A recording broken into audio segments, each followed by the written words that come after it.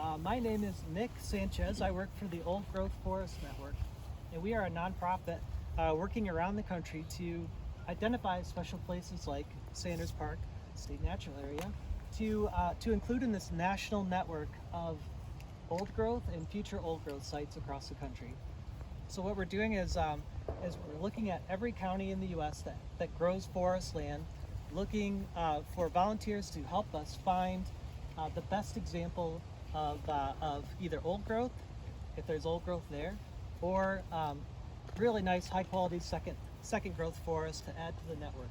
So trying to find those places that are really unique on the landscape to get these places out in front of people. Make sure people are experiencing this kind of higher quality nature that exists at parks like this and old growth forests throughout the country.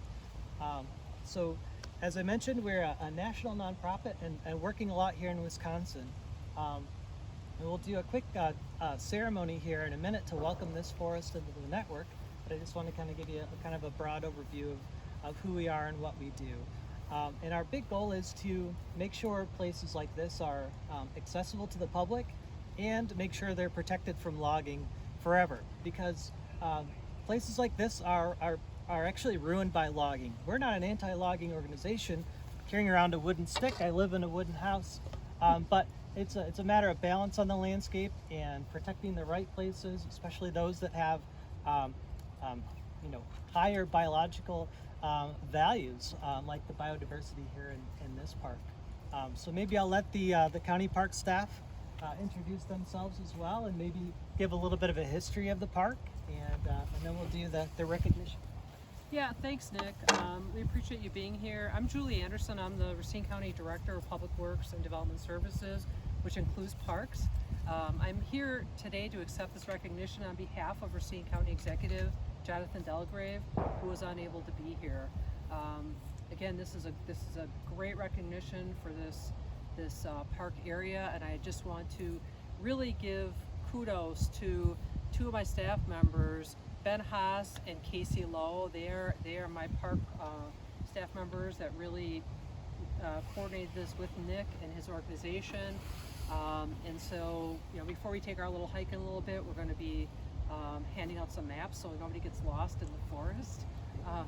And also, I would like to thank Supervisor Bob Miller for being here. This is part of his district, and he has been a county board supervisor for Racine County for 32 years. So a lot of longevity, and Bob has been very familiar with this site for all these years as well.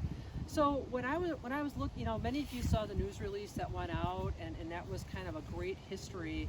But when I saw the news release and I saw that this park was established in 1930, I have kind of a research background, and I said I'm going to do some research into our county board records. I want to know a little more about what happened at that meeting in 1930.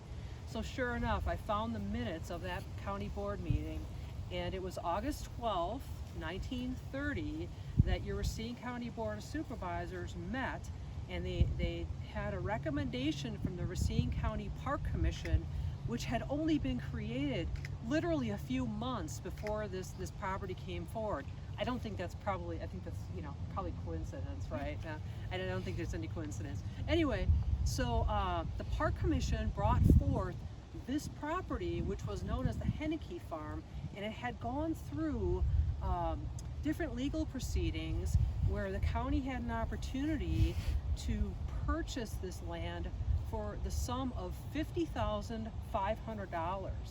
Now in 1930, that was probably, oh my gosh, that's just probably at that time probably seemed like what would be to us a couple of $1 million, right? Big expenditure for a county board and public tax dollars. Nonetheless, they took a vote, and at that meeting in 1930, there were 30 votes taken, because the Racine County Board used to be bigger. There used to be more membership.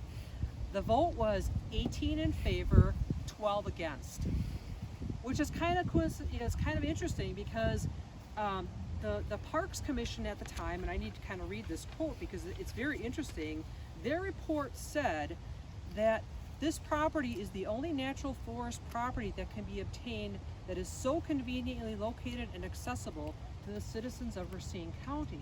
So visionary, the Parks Commission at that time, they were visionary.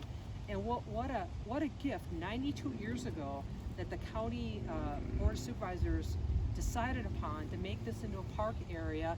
And then of course it received state natural area designation, I think around 1970, 1960, something like that.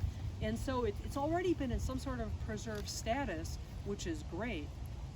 But this recognition from the Old Growth Forest Network just sort of adds another layer of importance and preservation onto that. And so it's really special. And considering we're in the middle of an urbanizing area, it's just remarkable that it's easy to get into the park, it's easy to park, it's easy to walk around, there's trails cut through. You don't have to do a lot to get to this park. It's accessible, and it's here for the enjoyment of the public, and there's no fee, so you can get in here free of charge, which is wonderful. So anyway, I want to thank everyone for being here today. This is a great honor. We're very appreciative of this recognition, and again, I hope that everyone enjoys the little walk. We couldn't have ordered a better day than today. So thank you all for being here, and thank you, Nick, for this special recognition.